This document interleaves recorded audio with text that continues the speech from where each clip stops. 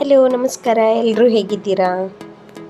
ನಾನು ಗಾಂಡ್ಲ ಮೀನನ್ನ ಹೇಗೆ ಕ್ಲೀನಾಗಿ ಎಷ್ಟು ಈಸಿಯಾಗಿ ಕೊಯ್ಬೋದು, ಕಟ್ ಮಾಡ್ಬೋದು ಅಂತ ಹೇಳಿಕೊಡ್ತಾ ಇದ್ದೀನಿ ನೋಡಿ. ಫಸ್ಟಿಗೆ ನಾನು ಮೀನನ್ನು ತಗೊಂಡು ಆಮೇಲೆ ಸೈಡಲ್ಲಿ ಫಸ್ಟಿಗೆ ಮುಳ್ಳು ಥರ ಇರುತ್ತೆ, ಅದನ್ನು ಕಟ್ ಮಾಡ್ತಿದ್ದೀನಿ. ಆಮೇಲೆ ಇಲ್ಲಿ ನೋಡಿ, ಅದರದ್ದು ಕಿವಿ ಇರುತ್ತೆ, ಅದನ್ನು ಕಟ್ ಮಾಡಬೇಕು, ಆಯಿತಾ? ಆಮೇಲೆ ಹಗುರವಾಗಿ ನಾವು ಅದನ್ನ ಬಾಯಿನ ಬಿಡಿಸ್ಕೋಬೇಕು. ಹೀಗೆ ಹಗುರ ಲೈನ್ಸ್ ಸ್ಟ್ರೈಟಾಗಿ ಕಟ್ ಮಾಡ್ಕೊಂಡು ಬರಬೇಕು. ತುಂಬ ಈಸಿ. ಕೆಲವರಿಗೆ ತುಂಬ ಕಷ್ಟ ಆಗ್ತದೆ ಈ ಮೀನುಗಳನ್ನೆಲ್ಲ ಕೊಯ್ಯೋದು, ಕ್ಲೀನ್ ಮಾಡೋದಂದರೆ. ಬಟ್ ಈ ಥರ ವಿಡಿಯೋನ ನೀವು ನೋಡಿ ತಿಳ್ಕೊಳ್ಳಿ, ಎಷ್ಟು ಈಸಿಯಾಗಿ ಮಾಡ್ಬೋದು ಅಂತ ನಿಮಗೆ ಗೊತ್ತಾಗ್ತದೆ.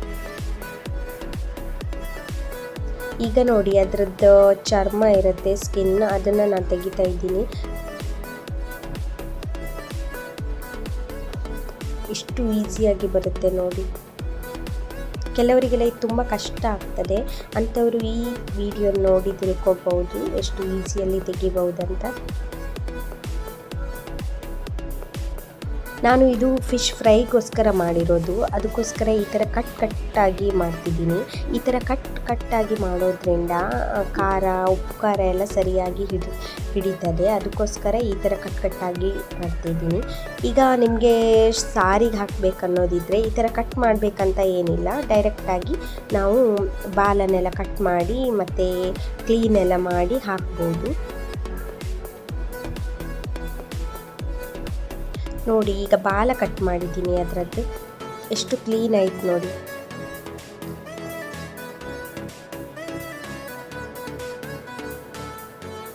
ನನ್ನ ಚಾನಲ್ ನಿಮಗೆ ಇಷ್ಟ ಆಗಿದ್ದರೆ ಸಬ್ಸ್ಕ್ರೈಬ್ ಮಾಡಿ, ಲೈಕ್ ಮಾಡಿ. ಈಗ ನಾನು ಅದೇ ಥರ ಇನ್ನೊಂದು ಮೀನು ತೊಗೊಂಡಿದ್ದೀನಿ ನೋಡಿ.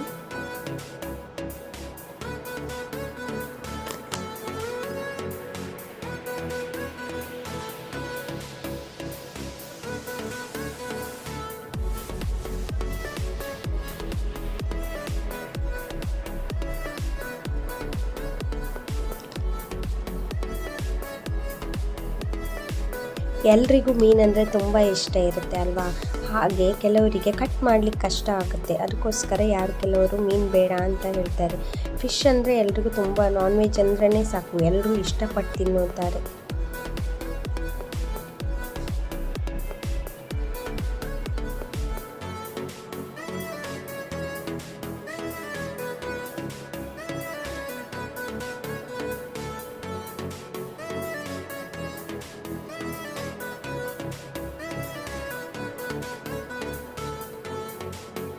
ಎಷ್ಟು ಈಸಿಯಲ್ಲಿ ತೆಗಿಬಹುದು ಅಂತ ನೀವೇ ನೋಡಿ.